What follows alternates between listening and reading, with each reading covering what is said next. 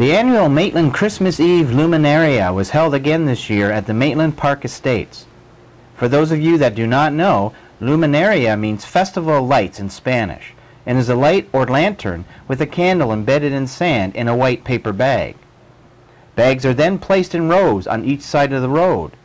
The Maitland Luminarias have been around for a while, as Maitland resident Gunter Haas explains. Well, from what we can gather, or what we can remember, is that it's about 23, 24 years when Mr. Gebhardt first started it.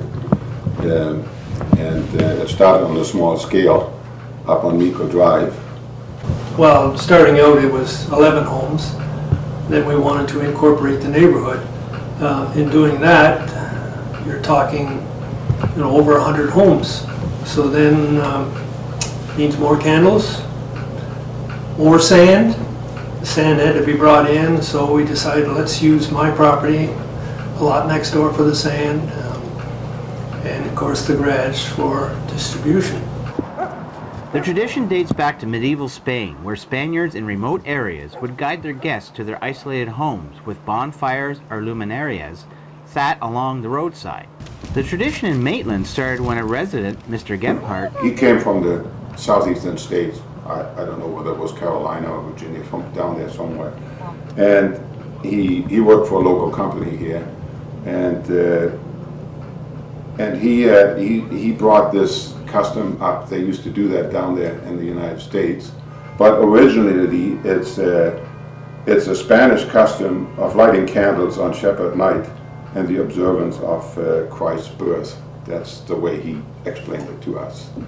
So, so it seems to be like an old Spanish custom, and it worked well for us. And it's a very,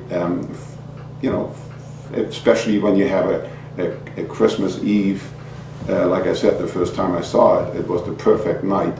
You had snow on the ground. It was a still night. I'm not sure if the moon was out, but we had a very light snow coming down, and you had these candles on, and it was just so beautiful. And so that was one of the perfect nights. We have about a group of 15 volunteers, roughly, that look after all this. And that has worked out very well, and over the years we had some changes. Some people, they discontinued, and other people jumped in to fill their spot.